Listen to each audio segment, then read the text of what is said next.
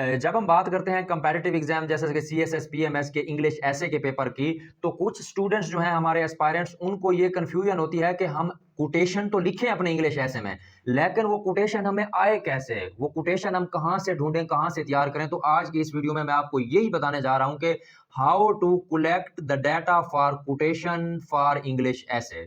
तो स्टूडेंट सबसे पहले आपने ये करना है कि जो इश्यूज़ हैं, मिसाल के तौर पर क्लाइमेट चेंज, ग्लोबल वार्मिंग एक इश्यू है, एजुकेशन सेक्टर में एक इश्यू है, एजुकेशन सेक्टर है कि में एक इश्यू है, उसके अलावा डेमोक्रेसी है, क्लाइमेट चेंज है, उसके अलावा global politics and international relation है, टेक्नोलॉजी है, जेंडर इश्यूज़ हैं, जेंडर इक्वालिटी रिलेटेड इश्यूज़ हैं।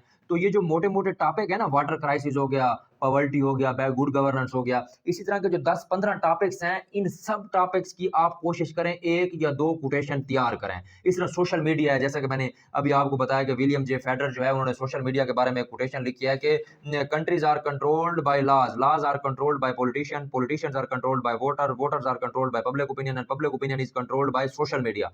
तो ये बड़ी इंपॉर्टेंट कोटेशन है, अगर आप लिखेंगे तो आपका एग्जामिनर के ऊपर पॉजिटिव इंपैक्ट पड़ेगा। तो मैं अब बात कर रहा था कि अगर 10 से 15 कोर एरियाज जो है ना उनकी आप तैयार कर लें कोटेशन। वो कोटेशन तैयार आप करें कैसे, ये मैं आपको अभी बता रहा हूँ।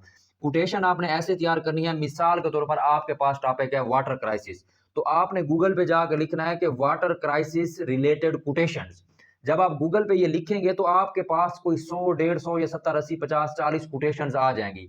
आप सब कोटेशंस को पढ़ेंगे। सब कोटेशंस को जब आप पढ़ेंगे तो उनमें 2-3 या 1, 2, 3, 4 इस तरह की कोटेशंस होंगी जो कि बंदे भी मशहूर होंगे और ज़्यादातर लोग उनको जानते भी होंगे। मिसाल के तौर पर जब मैंने ग्लोबल वार्मिंग की सर्च की तो एल्बर्ट गोर आया। तो वो एनवायरमेंटलिस्ट भी था, नोबेल पीस प्राइज़ भी उसने लिया हुआ था। उसके अलावा वो वाइस प्रेज़िडेंट भी यूनाइटेड स्टेट का सर्व कर चुका था। बिल्कुल इसी तरह जब मैंने water crisis related quotation search की तो उसमें आ गया अनातोल लीवन, उसने बुक लिखी थी पाकिस्तान ए हार्ड कंट्री, तो ये भी एक ऑथेंटिक था। बिल्कुल इसी तरह लास्ट में आपको एग्जांपल बता देता हूँ। सोशल मीडिया रिलेटेड मैंने कोटेशन सर्च की, कोटेशन सोशल मीडिया रिलेटेड मैंने कोटेशन जब सर्च की तो उसमें मुझे कोटेशन मिली, उसका मार्क ज़ुकरबर्ग था। मैंने उसको भी नोट कर लिया। तो आप ऐसे करें कि एक टॉपिक लिखें, मिसाल के तौर पर वाटर क्राइसिस लिख रहे हैं, तो वाटर क्राइसिस की लिखें quotation related to water crisis.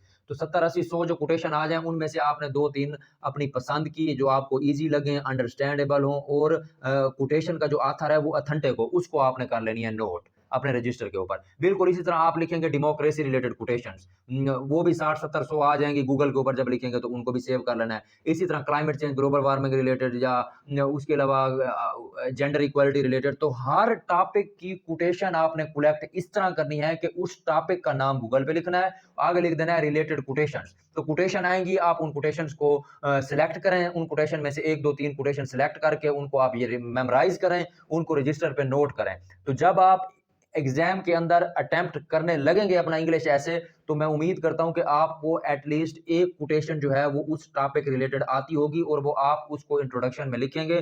जब आप वो कोटेशन इंट्रोडक्शन में लिखेंगे तो आपका इम्पैक्ट जो है एग्ज़ामिनर के ऊपर पॉजिटिव पड़ेगा और ये 10, 15 से 20 कोटेशन जो आप तैयार करेंगे, ये सिर्फ़ आपके इंग्लिश ऐसे में काम नहीं आएँगी, बल्कि ये कोटेशन आपके करंट अफ़ेयर, पाक अफ़ेयर या जैसे ऑप्शनल सब्जेक्ट हैं, सोशियोलॉजी, सोशल वर्क, जियोग्राफी, इस तरह के जो सब्जेक्ट्स हैं ऑप्शनल, पॉलिटिकल साइंस, आईआर, उनके जो क्वेश्चंस आते हैं उनके अंदर भी आपकी कोटेशन से इस्तेमाल हो जाएंगी। तो लिहाजा कोटेशन को याद करने का बड़ा फायदा है, ना सिर्फ इंग्लिश ऐसे के पर्सपेक्टिव से बल्कि बाकी ऑप्शनल और कंपल्सरी सब्जेक्ट्स में भी ये कोटेशन काम आ सकती हैं। तो ये था मेरा आज का लेक्चर, मिलते हैं अगले लेक्चर में। Thank you, Allah Hafiz.